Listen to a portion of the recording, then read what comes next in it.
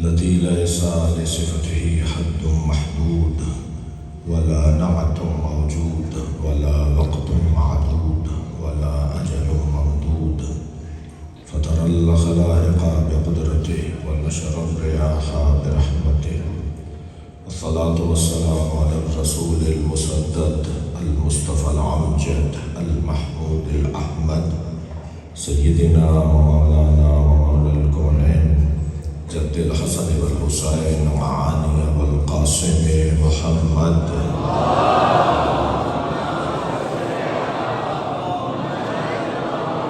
وعلى الطيبين الطاهرين المعصومين الذين قال الله إنما يريد الله ليذهب عنكم الرجس أهل البيت ويطهركم تطهيرا.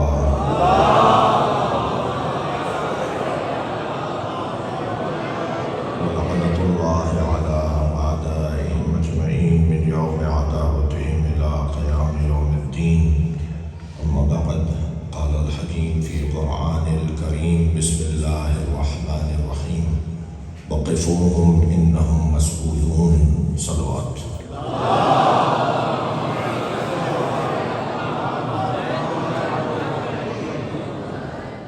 مرحومین کی مغفرت کے لیے بلند صلوات کریں.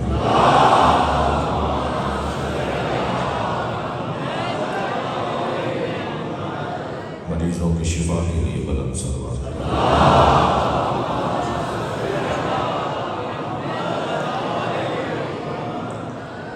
یہاں بلا دیے گئے ہیں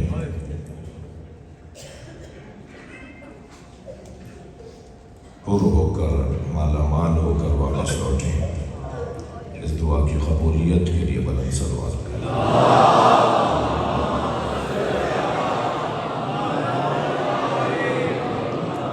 آواز قدرت آ رہی ہے. وقفوہم، انہیں روکو، انہم مسئولون، ان سے علی کی ولایت کا سوال ہوگا.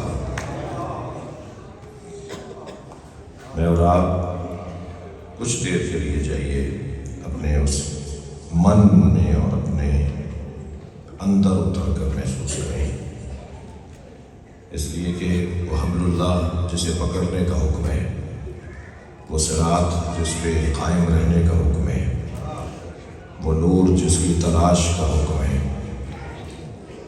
وہ انعمت علیہم جن پر اللہ نے اپنی نعمتیں نازل کی ہیں، جن کی تلاش کا حکم ہے، وہ وسیلہ جس کو پکڑ لو تاکہ اللہ تک پہنچ جاؤ. در حقیقت وہ حبل اللہ کہیں خانہ کعبہ کی چھت پہ لٹکی ہوئی رسی نہیں ہے. وہ صراط کہیں شمال سے جنوب کی طرف جاتا ہوا رستہ نہیں ہے. وہ نور کہیں جلتا ہوا چراغ نہیں ہے. وہ جس کی تلاش کا ہمیں حکم ہے، جسے لینے پکڑنے اور جسے حاصل کرنے کا ہمیں حکم ہے، وہ کوئی بیرونی رستہ نہیں ہے، وہ درونی رستہ ہے. اگر مجھے اور آپ کو علی ڈھونڈنا ہے تو علی ہمارے اندر اللہ نے رکھا ہے. صلوات پڑھیں ذرا محمد و آل محمد.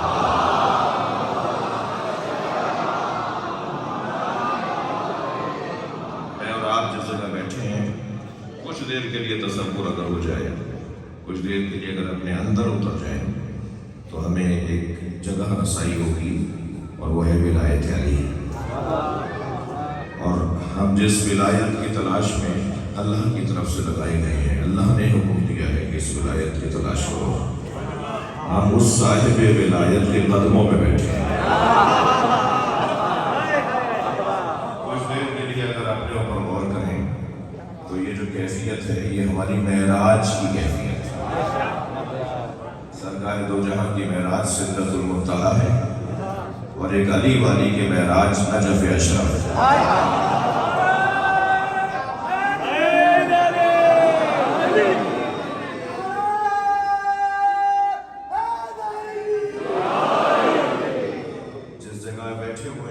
جہاں لا کے بٹھا دیا گیا ہے.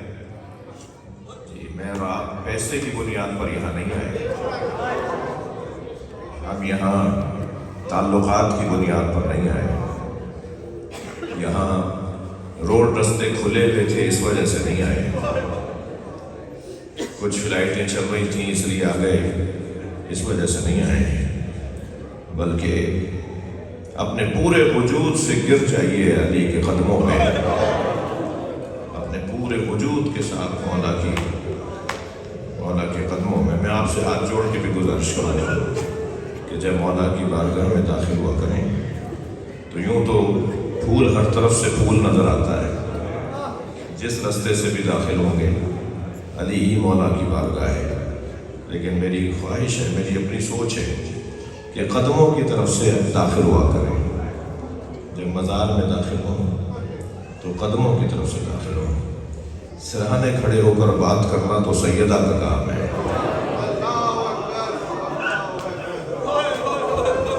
ہمیں تو اگر مولا اپنے قدموں میں جگہ دے دیں اور کچھ دیر کے لیے وہاں کھڑے ہونے کا موقع مل جائے، اور خدا کے واسطے میں ساری باتیں اپنے لیے کر رہا ہوں، خدا کے واسطے اندر جانے کے بعد پھر آپ کو اپنا بھی خیال نہ ہو،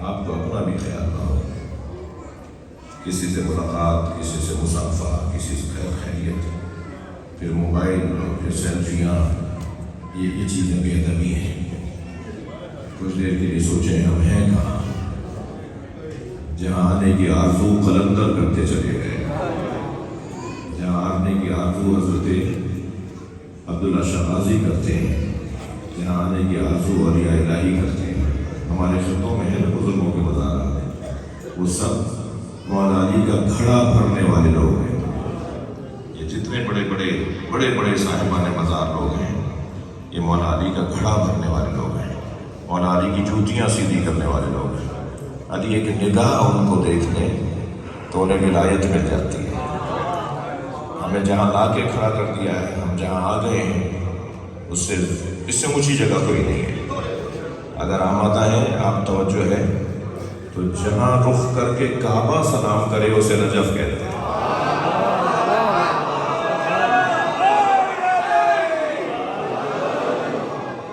میری مراد ہرگز یہ نہیں ہے کہ پھر کعبے کی طرف رخ کر کے نماز نہیں پڑھنی، میری مراد ہرگز یہ نہیں ہے کہ کعبے کا مقام اور کعبے کی عظمت اور فضیلت کوئی کم ہے، نہیں، روح کعبہ ہے، جان کعبہ ہے، پوری کائنات کے لیے اگر کہیں سے آرڈر پاس ہوتے ہیں اور حکم نامے جاری ہوتے ہیں تو یہ صاحب ولایت مولا علی، یہ صاحب ولایت مولا علی ہے، توجہ ہے حضرات کی، ایک صلوات دیا کریں نبی کے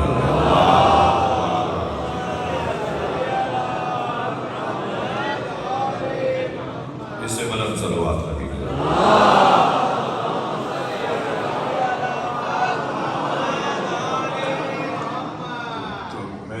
ہم کہاں ہیں اس کے اوپر تھوڑا سا عمل کریں اور اس فضا کے اندر توجہ میرے ساتھ رہے، اس فضا کے اندر آ جانے کے بعد پھر یہاں سے خالی ہاتھ نہیں جانا، ہر شخص کا ایک بت ہے جو اس نے خود بنایا ہے، ہر شخص کا ایک بت ہے جس کے آگے وہ مجبور ہے، وہ بت توڑنا ہے بت شکن کی بارگاہ میں آگے،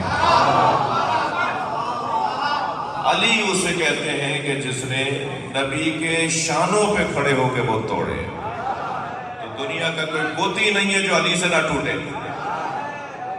جتنے بھی بڑے بڑے شیطانی حربیں اور طاقتیں ہیں اسے توڑنے والے کو علی کہتے ہیں، تو ہمارے اندر بھی کچھ بت ہیں، یعنی ہماری کچھ کمزوریاں ہیں جن کے آگے ہم ہتھیار پھینک دیتے ہیں، جن کے آگے ہم مجبور ہو جاتے ہیں، ہم عادت کا اور اپنے مجبوری کا اسیر ہو جاتے ہیں، ان بتوں کو تلاش کرنا ہے، ہمارے اندر ہے وہ بت، کسی کے اندر غیبت کا بت ہے، کسی کے اندر جھوٹ کا بت ہے، کسی کے اندر چغلخوری کا اور نمامی کا بت ہے، کسی کے اندر سستی کا بت ہے، بہت سارے بت ہیں، ہر شخص نے اپنے اپنے کچھ بت بنائے ہوئے جن کے آگے وہ ہتھیار پھینک دیتا ہے، لیکن اس بارگاہ میں آنے کے بعد وہ سارے بت ٹوٹ جائیں گے، اس لیے کہ ہمیں یہاں بلایا ہی اس لیے گیا ہے، اور کریم سے تو پھر یہی کہنا ہے نا کہ مولا ہم جب آ گئے تو اب تو ہم آپ کے ہیں، ہم یہاں سے خالی ہاتھ نہ جانے پائیں۔ جس علی کی ولایت کے لیے قیامت میں اعلان ہوگا روکو انہیں، ان سے سوال ہوگا، یہ مسئول ہے۔ میرے مولا نبی فرماتے ہیں سوال ہوگا ان شبابک، جوانی کہاں گزاری، ان مالک، مال کہاں سے حاصل کیا اور کہاں خرچ کیا، ان عمرک، ان سنک، پوچھا جائے گا اپنی سن، اپنا سن، اپنی عمر کہاں گزاری، پھر پوچھا جائے گا ان حبنا اہل البیت، ہم اہل بیت کی محبت کے بارے میں پوچھا جائے گا۔ پیپر آؤٹ ہو چکا ہے، پہلے ہی بتایا جا چکا ہے، سوال کیا آئیں گے پہلے بتا دیا ہے۔ دنیا کے امتحان گاہوں میں اگر سوال پہلے سے بتا دیا جائے تو امتحان کینسل ہو جاتا ہے۔ یہاں پہلے سے بتایا جا رہا ہے کہ تم سے پوچھا کیا جائے گا، بتا دیا گیا ہے مال کے بارے میں پوچھا جائے گا، عمر کے بارے میں پوچھا جائے گا، اور عمر میں جوانی آتی ہے نہیں، لیکن جوانی کے بارے میں علیحدہ سے پوچھا جائے گا، جوانی کہاں گزاری، اور پھر ہم اہل بیت کی محبت کے بارے میں پوچھا جائے گا۔ اچھا، اگر پہلے 3 سوالات کے جوابات اچھے ہوئے اور آخری سوال کا جواب اچھا نہیں ہوا کہ محبت اہل بیت کے بارے میں تو بتاؤ، علی کو کیسا جانتے ہو، سیدہ کا کتنا احترام ہے، حسین کے بارے میں کیا جانتے ہو، حسن تمہارے نزدیک کیا مقام رکھتے ہیں، مہدی کو بھی جانتے ہو؟ یہ سوال اگر اس کا جواب اچھا ہے تو باقی سوالات کے جوابات کا فائدہ ہوگا، لیکن اگر یہی جواب اچھا نہیں ہے تو پھر باقی سوالات کے بارے میں کتنے ہی غور کرتے رہیں، کوئی فائدہ نہیں۔ تو لا کے بٹھا دیا ہے۔ میری بہنوں، میری ماؤں، میری بچیوں، میرے بزرگوں، جوانوں، یہ عشرہ شروع ہوا ہے آج ہمارا محرم میں۔ آپ پہلی محرم سے 10 محرم تک عشرہ کرتے ہیں نا، آج یہ عشرے کی پہلی مجلس ہے، آج ہم سب جمع ہو کے آ گئے ہیں۔ ان 10 دنوں یہ ریفریش کورس ہے جو مولا علی نے ہمیں بلا لیا ہے۔ اب میں تمہیں ایسے نہیں لوٹاؤں گا جیسے تم آئے تھے، تم جیسے آئے تھے میں وہ تمہیں بہتر کر کے لوٹاؤں گا۔ ہمیں میں سے کوئی صاحب ولایت ہو سکتا ہے، کیا معلوم ایک لمحے میں آنکھیں کھل جائیں۔ مولا علی فرمانے لوگ سو رہے ہیں، جب مریں گے تب اٹھیں گے۔ جو آنکھیں کھولے ہوئے لوگ ہیں نا، علی کے نزدیک سو رہے ہیں، جنہیں ہم مردہ سمجھتے ہیں نا، وہ زندہ ہیں۔ جی خفا نہ ہو، میں دیر نہیں لگاؤں گا، زیادہ آپ کو بٹھاؤں گا نہیں۔ میں شہنشاہ حسین نقوی زندہ ہوں، اس پر مجھے شک کرنا چاہیے، علی زندہ ہے اس پر یقین ہونا چاہیے۔ صلوات پڑھنے محمد و آلہ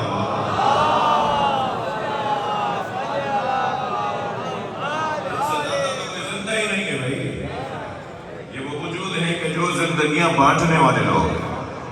لہذا اب یہاں آ گیا ہوں، مولا نے بلا لیا ہے، اب جیسے تھے ایسے نہیں رہیں گے،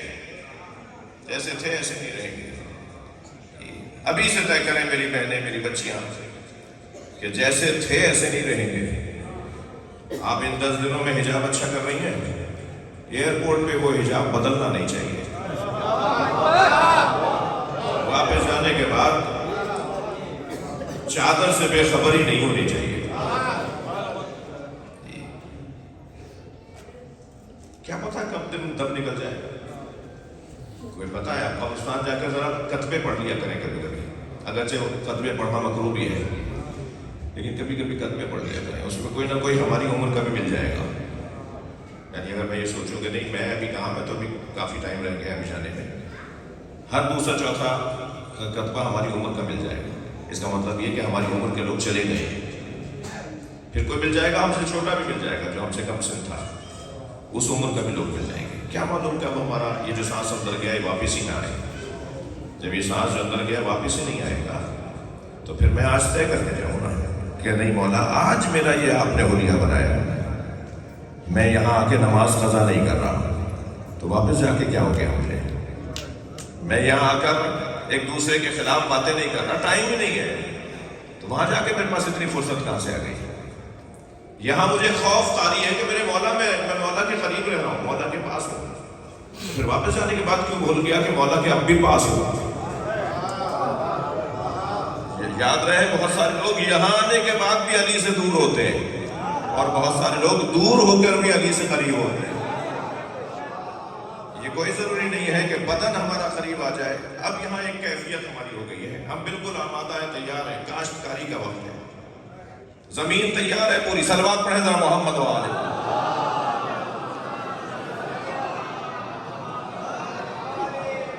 زمین تیار ہے، بس بیج ڈالنا ہے، اور باقی کام پروردگار عالم نے تیار کر کے دے دیے۔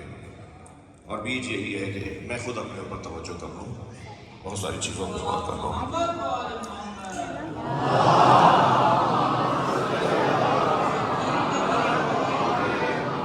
میری گزارش ہے کہ جب اندر جائیں نا تو ایک تو یہ کہ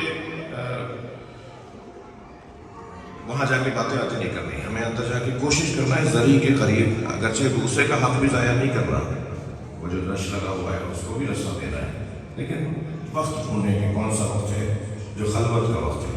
یہ 2 دن نجف کے اندر یہاں مردم شماری ہو رہی ہے، اس وجہ سے عراقی لوگ آپ کو کم ملیں گے گھر میں، لہٰذا فرصت کا وقت ہے، غنیمت ہے یہ وقت۔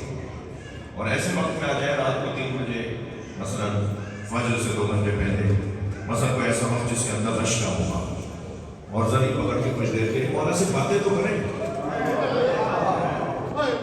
مولا سے بولے تو صحیح، کیا کیا سوچا ہوا تھا، یہاں کا بات ہی نہیں کر رہے۔ مولا سے پوچھے تو صحیح، مولا آپ کی زوجہ کے ساتھ کیا ہوا؟ مولا سے ابھی تو پوچھے نا، مولا آپ کو جو شہر کے لوگ سلام نہیں کرتے تھے، مولا آج ہم اتنی بڑی تعداد میں آپ کو سلام کر رہے ہیں۔ جب کسی بچے کے ساتھ اس کا کسی وجہ سے، کسی بزرگ کا، کسی شخص کا اگر کسی وجہ سے اس کا دل خراب ہو جاتا ہے تو دوسرے لوگ دل جوئی کرتے ہیں۔ دل جوئی جو ہے، علی مولا سے فرما رہی ہے جناب زہرا، یا علی میں نے سنا لوگ آپ کو سلام نہیں کرتے، مولا نے فرمایا فاطمہ میں سلام کرتا ہوں تو جواب نہیں دیتے۔ علی مولا سے زیادہ تو تنہا کوئی نہیں ہے، کچھ مولا سے بھی تو بات ہو، مولا کیا ہوا آپ کے محسن کے ساتھ؟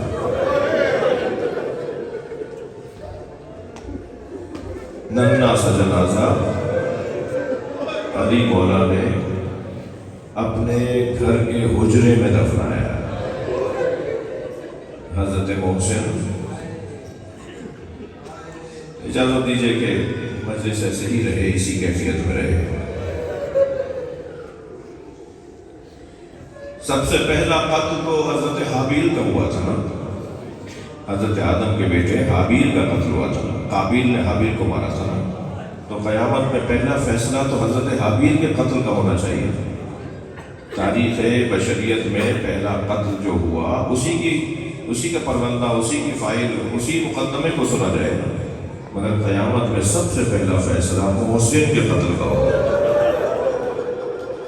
جناب زہرا کا وہ بچہ جو ابھی کچھ دن کے بعد دنیا میں آتا، اسے دنیا میں آنے سے پہلے مار دیا گیا۔ جنین، ماں کے شکم میں بچہ، اجرکم اللہ۔ چلیے مدینے میں رہتے ہیں، کچھ دیر مدینے میں چلتے ہیں۔ مولا سب سے زیادہ مشکل امر کسی مرد کے لیے کیا ہے؟ کوئی ہمت والا ہو اس میں بھی سب سے زیادہ مشکل کام کیا ہے؟ مولا سے کسی نے کچھ کہا، علی روتے رہے، فرمایا سب سے زیادہ کسی مرد کے لیے مشکل یہ ہے کہ اس کی زوجہ پہ ہاتھ اٹھایا جائے۔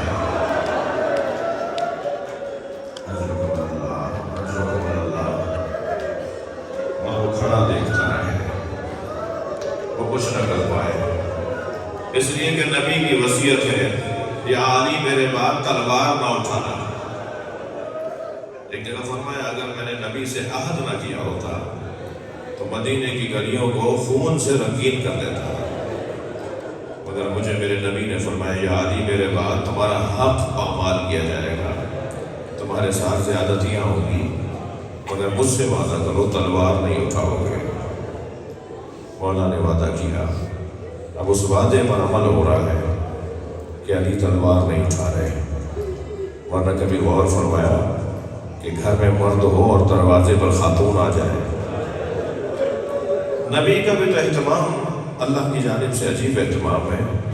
نبی فرمایا انفذ ما امرت کا بہی فاطمہ، یا علی جو میری فاطمہ حکم دے اس پر عمل کرو. میں سوچتا تھا کہ وہ کون سا حکم ہے جو جناب زہرا نے مولا علی کو دیا ہے. وہ حکم یہ تھا کہ جب دروازہ بجنے لگا، یہ تو میں نے کہہ دیا بجنے لگا اس لیے کہ دروازہ بجانا اور ہوتا ہے دروازہ توڑنے کے لیے جو دروازہ ہلایا جاتا ہے. تو بیوی دروازے پر گئی. بیوی نے فرمایا کون ہے؟ کہا علی کو باہر بھیجے. بیوی نے فرمایا میں علی تمہارے حوالے نہیں کروں گی. کہا اگر علی کو باہر نہیں بھیجا تو ہم اس گھر کو آگ لگا دیں گے. جناب زہرا کو تعجب ہوا. حضرت نے فرمایا اس گھر میں حسنین رہتے ہیں. تو عربی کا جو جملہ ہے وہ ہے وَإِن کوئی رہتا ہو ہم آگ لگا دیں گے. یہ جناب زہرا کو توقع نہیں تھی کہ اتنا بڑا جملہ کہا جائے گا. الفاروق میں پاکستان ہندوستان کی لکھی ہوئی کتاب الفاروق میں شبلی رومانی نے لکھا ہے کہ حضرت اس روایت کے بارے میں ہمیں سند تو نہیں مل پائی، لیکن حضرت کے مزاج سے بعید نہیں ہے کہ انہوں نے یہ کہا. ان کے مزاج میں یہی تھا تو کوئی بعید نہیں ہے کہ یہ جملہ ہوا ہو کہ کوئی رہتا ہو میں آگ لگا دوں. جی دروازہ نہیں کھلا تو لکڑیاں جمع کی گئی. جب لکڑیاں جلائی گئی تو دروازہ جلنے لگا. دروازے میں لوہے کی کیلیں تھیں. جب دروازہ آدھا جل گیا تو قنفذ نامی ایک غلام کو حکم دیا کہ اسے لات مار کے گرا دے. اور جب لات ماری گئی تو جلتا ہوا دروازہ جناب زہرا پہ آنے لگا. آیت اللہ فضل و کمبانی کہتے ہیں کہ آن سینے ہی کے مخزن اسرار بود کہ سزا بار آن در و دیوار بود. جس سینے میں اللہ کے رازوں کا خزینہ، جو سینہ اللہ کے رازوں کا خزینہ تھا، وہ دروازے اور دیوار کے درمیان مسلنے کے لیے نہیں تھا. پھر وہ مزید لکھتے ہیں کہ اس دروازے میں جو لوہے کی کیلیں تھیں نا، ایک کیل سے سیدہ کی پسلیاں ٹوٹ گئی. اجرکم اللہ، اجرکم اللہ. آپ کی آوازیں بلند ہو رہی ہیں. اللہ آپ کو کسی غم میں نہ لائے. مجلس میں بیٹھنے کا ایک انداز عاجزی کا یہ بھی ہے کہ ایسے ہوئے جیسے ہمارے گھر میں موت ہو گئی ہے اور ہم تو پھر انہیں فرصت دینے آئے ہیں. بڑی بڑی بات ہے بھائی. ایام فاطمیہ بھی ہے اور نجف کی سرزمین بھی ہے. اپنے تنہا امام کو، اپنے غریب امام کو،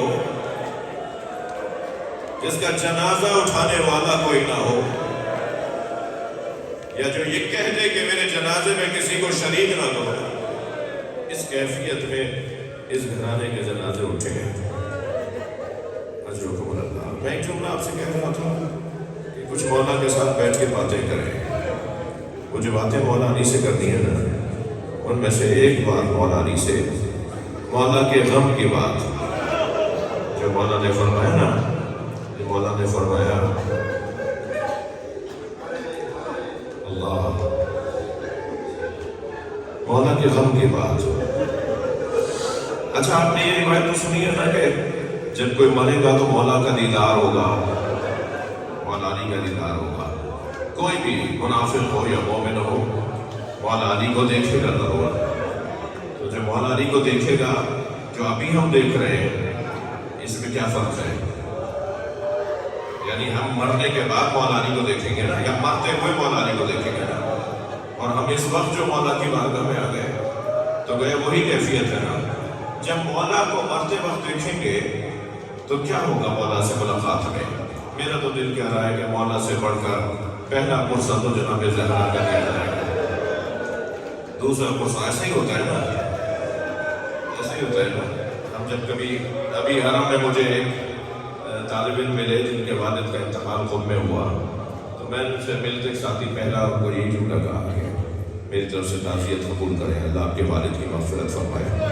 پھر یہاں سندھی پنجابی دوست بیٹھے ہوئے ہیں. ہمارے یہاں سندھ پنجاب میں تو 2 سال بعد بھی تعزیت پرانی نہیں ہوتی.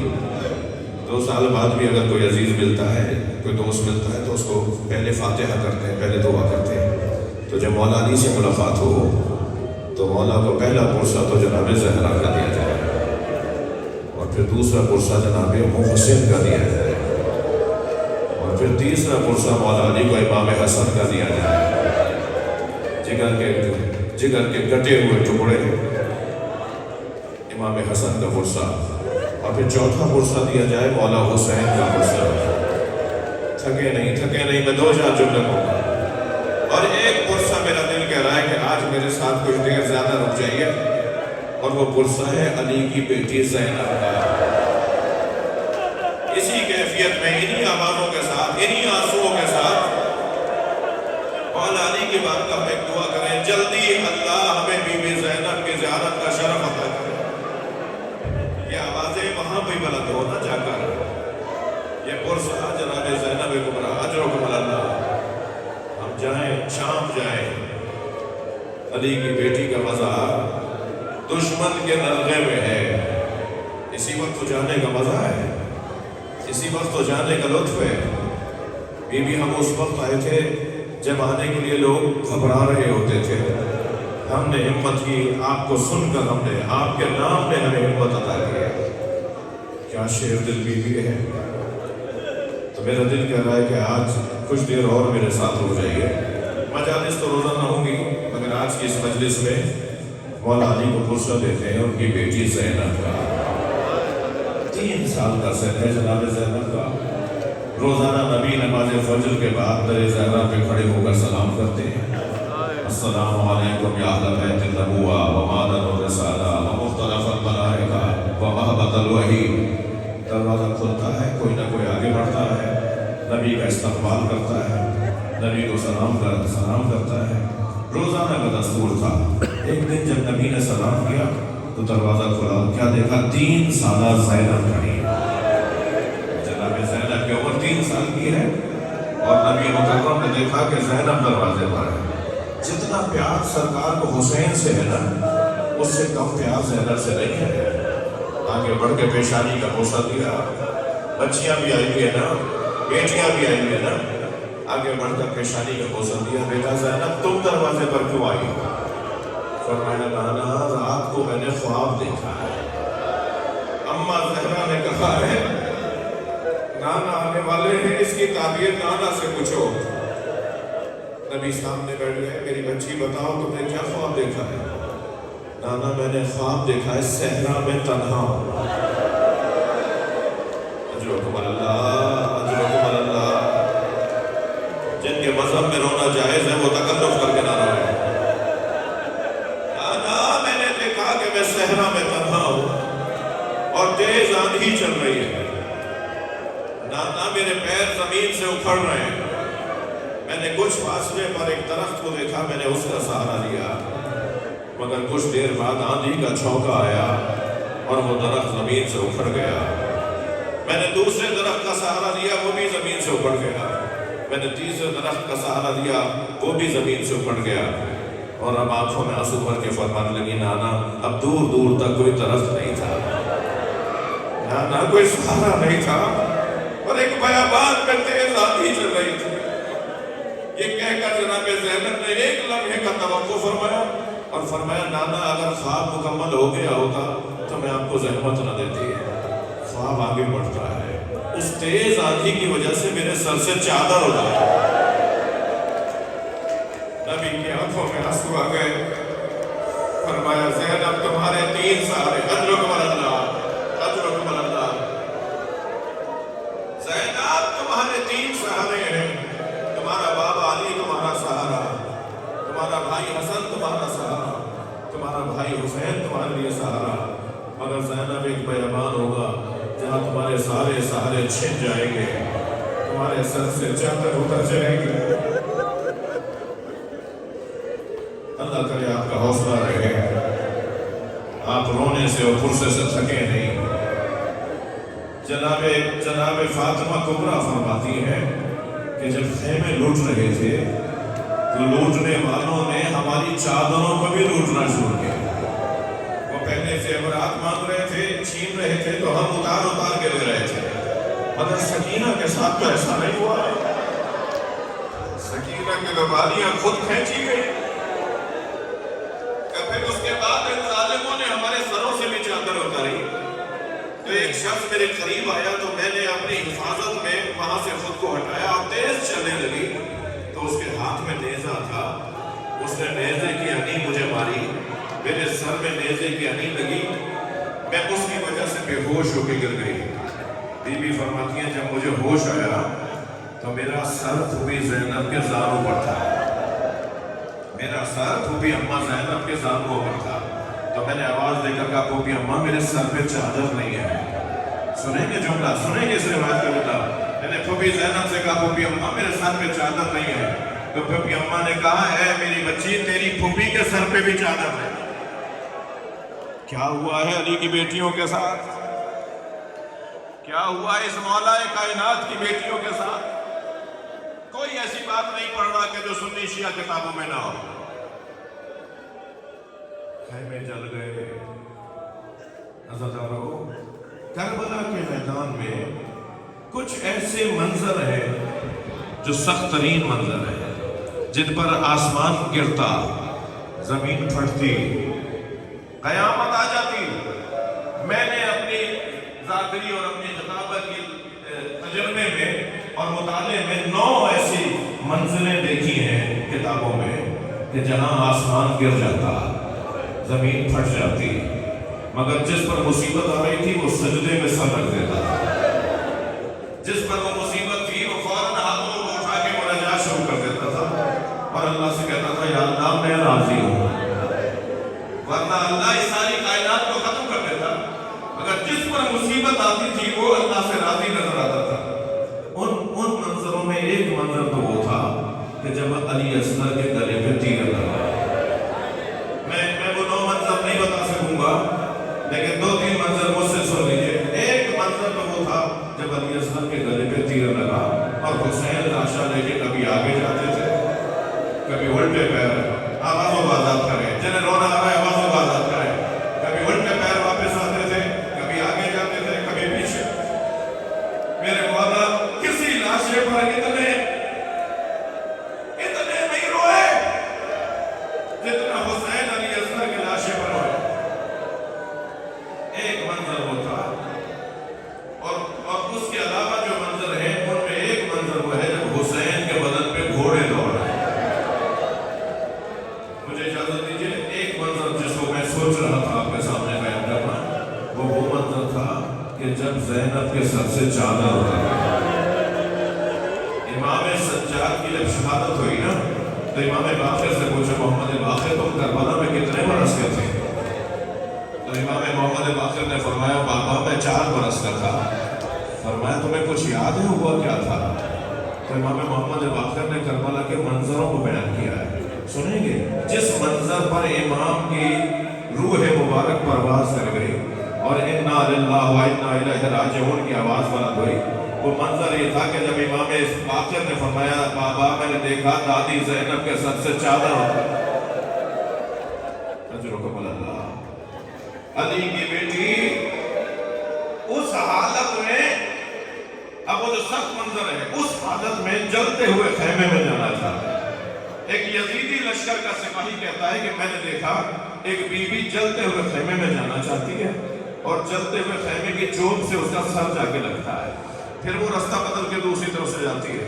کہنے لگا میں یہ سمجھا شاید اس کے سر پہ کسی نے چوٹ ماری ہے جس کی وجہ سے اس کی آنکھوں کا نور چلا گیا ہے. کہتا ہے میں دوڑتا ہوا آیا اور میں نے کہا تمہیں نظر نہیں آ رہا آگے تو آگ جل رہی ہے, جہاں تم جا رہی ہو وہاں تو آگ جل رہی ہے. تو وہ بیوی مڑی اور مڑ کر مجھ سے کہنے لگی یا شیخ ان لنا فیہا علیل, اس خیمے میں ہمارا ایک بیمار رہ گیا ہے جو اپنے پیروں سے چل کے نہیں آ سکتا. کہتا ہے تب میں سمجھا کہ علی کی بیٹی زینب. بس اللہ آخری جملہ کہہ رہا ہوں, چلتے ہوئے خیمے سے جناب زینب امام سجاد کو اپنے پشت پر اٹھا کے لائی, اپنے کپڑوں سے آگ کی انگاروں کو اور آگ کی لپیٹوں کو چھڑاتی رہی. چلتے ہوئے خیمے سے امام سجاد کو لانا کتنا مشکل تھا, اس سے زیادہ مشکل تھا قبر سکینہ سے بی بی رباب کو اٹھانا. قبر سکینہ سے جناب رباب کو اٹھانا, بی بی کو لاتے تھے, بی بی پھر چلی جاتی, اور جب کوئی کہتا تھا تو فرماتی تھی میرا مدینے میں کون ہے, میرا والی کربلا میں رہ گیا, میری بچی اکیلی ہے. بس آخری جملے, کیسے لا کر امام سجاد نے اپنی ماں رباب کو بٹھایا ہے محفل پر. جب قافلہ چلنے لگا شام کے دیہات کی عورتوں نے آوازیں دی الوداع یا زینب.